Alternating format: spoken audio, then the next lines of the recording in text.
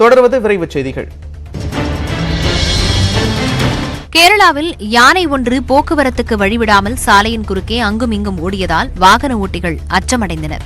வால்பாறை அருகே கேரள மாநில எல்லையில் உள்ள தும்பூர்மொழி வனச்சாலைக்கு வந்த ஒற்றை யானையை வாகன ஓட்டிகள் சிலர் செல்போனில் வீடியோ பதிவு செய்து கொண்டிருந்தனர். இதனால் கோபமடைந்த யானை அங்குமிங்குமாக ஓடியது.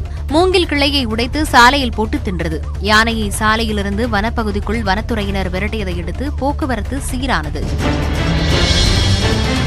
மானாமதுரை அருகே நடைபெற்ற வடமாடு மஞ்சுவிரட்டு போட்டியில் காளைகள் முட்டியதில் 10க்கும் மேற்பட்ட வீரர்கள் காயமடைந்தனர். சிவகங்கை மாவட்டம் விழாக்குளத்தில் நிறைகுளத்து ஐயனார் கோவில் புரவி எடுப்பு திருவிழாவை முன்னிட்டு வடமாடு மஞ்சுவிரட்டு போட்டி நடைபெற்றது. இதில் சிவகங்கை, ராமநாதபுரம், விருதுநகர் உள்ளிட்ட மாவட்டங்களைச் சேர்ந்த 13 காளைகள் மற்றும் 117 வீரர்கள் கலந்து கொண்டனர். ஒவ்வொரு சுற்றுக்கும் 20 நிமிடங்கள் ஒதுக்கப்பட்டதுடன் காளையும் 9 வீரர்களும் களமிறக்கப்பட்டனர். போட்டியில் வெற்றி பெற்ற வீரர்களுக்கும் காளைகளின் உரிமையாளர்களுக்கும் 10,000 ரூபாய் முதல் 20,000 ரூபாய் வரை ரொக்கப்பரிசு வழங்கப்பட்டது.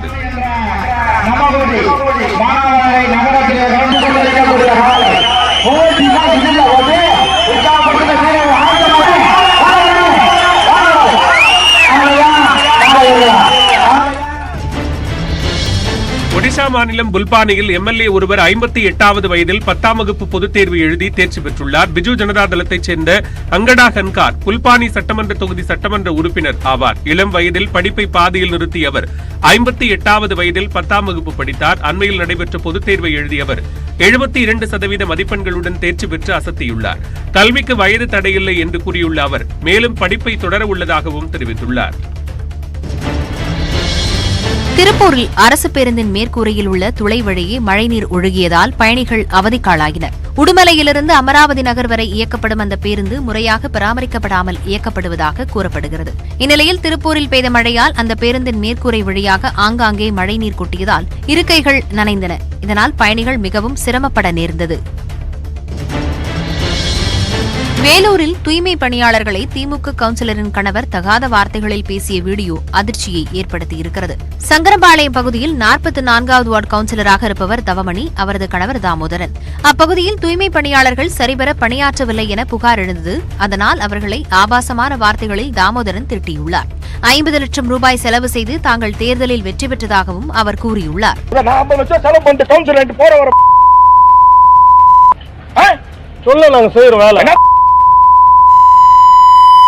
நீங்க என்னத்துக்கு அப்புறம் ஒரு முறை பேச நீ பேசாதடா, மரியாதை என் வார்டுல இருந்து போயிடுங்க. நான் வேற ஆள் வச்சுக்கிட்டு சொல்றேன். நானு பஞ்சாப் மாநிலத்தைச் சேர்ந்த இளைஞரை திருமணம் செய்வதற்காக பாகிஸ்தானைச் சேர்ந்த பெண் தனது குடும்பத்தினருடன் இந்தியா வந்துள்ளார். ஜலந்தரைச் சேர்ந்த கமல் கல்யாணுக்கும் பாகிஸ்தானின் லாகூரைச் சேர்ந்த சுமைலாவுக்கும் குடும்ப பெரியோர்களால் 2018ஆம் ஆண்டு ஆன்லைனில் திருமண நிச்சயம் நடைபெற்றது. 2020ஆம் ஆண்டு திருமணம் நடைபெறவிருந்த நிலையில் கொரோனா பாதிப்பு காரணமாக ஒத்திவைக்கப்பட்டது. தற்போது இருவருக்கும் திருமணம் நடத்த முடிவு செய்யப்பட்டுள்ள நிலையில் குடும்பத்தினருடன் பாகிஸ்தானிலிருந்து ஜலந்தருக்கு சுமைலா வந்துள்ளார்.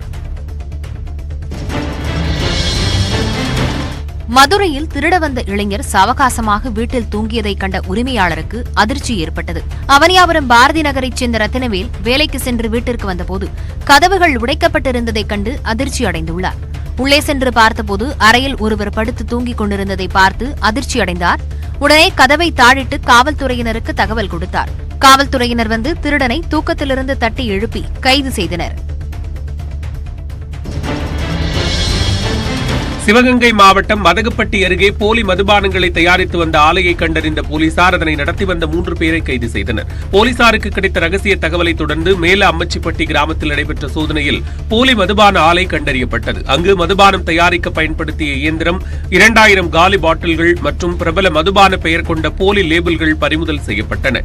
கைதானவர்களில் ராம்குமார் என்பவர் நீண்ட நாட்களாக தேடப்படும் குற்றவாளி என தெரியவந்துள்ளது.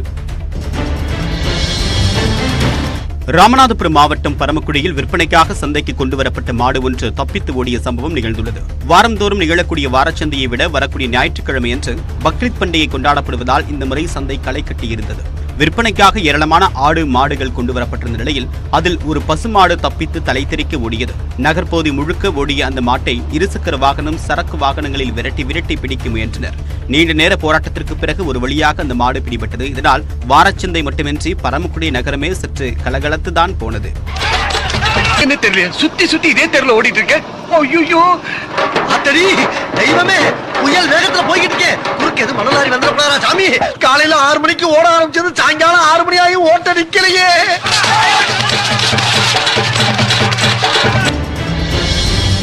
அரியலூர் மாவட்டம் செந்துறை அருகே அரசு பள்ளியில் போதிய அடிப்படை வசதிகள் மற்றும் ஆசிரியர்கள் இல்லாததால் மாணவர்கள் இன்னலுக்கு ஆளாகியுள்ளனர். பரணம் கிராமத்தில் செயல்படும் பள்ளி கடந்த ஆண்டு மேல்நிலைப் பள்ளியாக தரம் உயர்த்தப்பட்டாலும் போதிய இடவசதி இல்லாததால் வாகனங்களை நிறுத்தும் இடங்களில் அமர வைக்கப்பட்டு மாணவர்களுக்கு வகுப்புகள் எடுக்கப்படுகின்றன. அங்கு தமிழ், அறிவியல் உள்ளிட்ட பாடங்களுக்கு ஆசிரியர்களும் இல்லை என்று மாணவர்கள் வேதனை தெரிவிக்கின்றனர். எதிர்க்கட்சித் தலைவர் எடப்பாடி பழனிசாமியின் மனைவி ராதாவுக்கு கொரோனா தொற்று உறுதியாகியிருக்கிறது. கடந்த 5 தினங்களுக்கு முன்பு எடப்பாடி பழனிசாமியின் உதவியாளர்கள் 3 பேருக்கு கொரோனா உறுதியான நிலையில் அவர்கள் தனிமைப்படுத்தப்பட்டுள்ளனர். இந்நிலையில் கடந்த 3 நாட்களுக்கு முன்பு சென்னை வந்து ஊர் திரும்பிய எடப்பாடி பழனிசாமியின் மனைவி ராதாவிற்கும் கொரோனா தொற்றுக்கான அறிகுறி தென்பட்டுள்ளது. இதையடுத்து அவருக்கு பரிசோதனை செய்யப்பட்டதில் தொற்று இருப்பது உறுதியானது. இதனால் அவர் சேலம் மாவட்டம் சிலுவம்பாளையத்தில் உள்ள வீட்டில் தனிமைப்படுத்தப்பட்டுள்ளார். முன்னாள் சபாநாயகர் தனபாலுக்கு கொரோனா தொற்று உறுதி செய்யப்பட்டுள்ளது. இது தொடர்பாக ட்விட்டரில் பதிவிட்டுள்ள அவர், சில நாட்களாக காய்ச்சல் இருந்ததை அடுத்து பரிசோதனை செய்ததில் தொற்று உறுதி செய்யப்பட்டதாகவும் மருத்துவர்களின் ஆலோசனைப்படி வீட்டிலேயே தனிமைப்படுத்திக் கொண்டுள்ளதாகவும் கூறியுள்ளார். இதனிடையே கடந்த 23ஆம் தேதி அதிமுக பொதுக்குழு கூட்டத்தில் பங்கேற்ற முன்னாள் அமைச்சர் கடம்பூர் ராஜுவிற்கும் கொரோனா தொற்று உறுதி செய்யப்பட்டது. சென்னை பில்ரத் மருத்துவமனையில் சிகிச்சை பெற்று வந்த அவர் வீடு திரும்பினார். வேலூரில் தலைமுடியை சீராக வெட்டாமல் பள்ளிக்கு வந்த 50க்கும் மேற்பட்ட மாணவர்களுக்கு பள்ளியிலேயே முடி வெட்டப்பட்டது.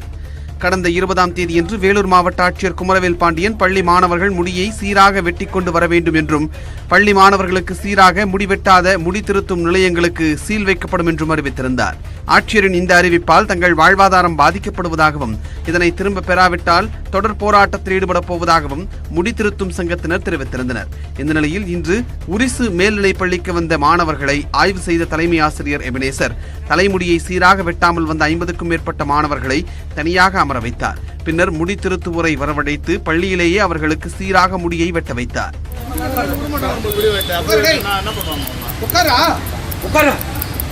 எங்களுக்கு தெரியாத எதுக்கு பாக்குறோமே தாடி வச்சுக்கிறேன், தாடி வச்சுக்கிறேன்.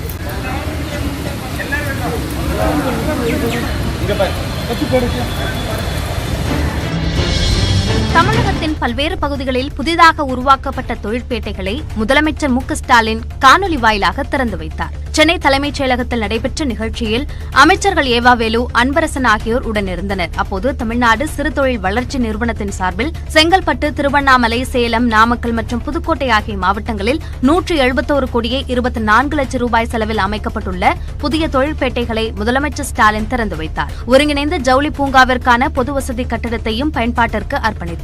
தொடர்ந்து புதிய தொழிற்பேட்டைகளின் தொழில் முனைவோருக்கான ஒதுக்கீட்டு ஆணைகளையும் முதலமைச்சர் ஸ்டாலின் வழங்கினார். நாமக்கல் மண்டலத்தில் முட்டை விலை 15 காசுகள் உயர்ந்து ₹5.50 நிர்ணயம் செய்யப்பட்டிருக்கிறது. வடமாநிலங்களுக்கு அனுப்பும் பணி அதிகரித்துள்ளதாலும் சத்துணவுக்கான விநியோகத்தால் முட்டை தட்டுப்பாடு நிலவுவதாலும் முட்டை விலையை உயர்த்த தேசிய முட்டை ஒருங்கிணைப்பு குழு இந்த விலை உயர்வை அறிவித்திருக்கிறது. அதன்படி கடந்த 2 நாட்களில் முட்டை விலை 30 காசுகள் உயர்த்தப்பட்டிருக்கிறது. மேலும் கறிக்கோழி விலை ₹137க்கும் முட்டைக்கோழி விலை ₹107க்கும் மாற்றமின்றி விற்பனை செய்யப்படுகிறது. திருப்பூர் அருகே தொழில் போட்டி காரணமாக பழைய பொருட்கள் விற்பனை கடை முன்பு பெட்ரோல் ஊற்றி தீ வைத்த நபரை காவல்துறையினர் தேடி வருகின்றனர். திருமுருகன்பூண்டியைச் சேர்ந்த நாகராஜ் பழைய பொருட்கள் விற்பனை கடை வைத்துள்ளார். இவர் ரியல் எஸ்டேட் தொழில் செய்து வந்ததாகவும் இவருக்கும் அதே பகுதியைச் சேர்ந்த மற்றொரு ரியல் எஸ்டேட் தொழிலதிபர் சுபாஷ் என்பவருக்கும் தொழில் போட்டி இருந்ததாக கூறப்படுகிறது. இந்நிலையில் நேற்று இரவு வழக்கம் போல் கடையை மூடிவிட்டு நாகராஜ் கடையின் உட்புறத்தில் படுத்து தூங்கியுள்ளார். பின்னர் காலை எழுந்து வந்து பார்த்தபோது சுவர்களில் நெருப்பு எரிந்ததற்கான சுவடுகள் இருந்துள்ளன. இதையடுத்து சிசிடிவி காட்சிகளை ஆய்வு செய்தபோது அதில் சுபாஷ் பெட்ரோலை ஊற்றி தீ வைத்தது தெரியவந்தது.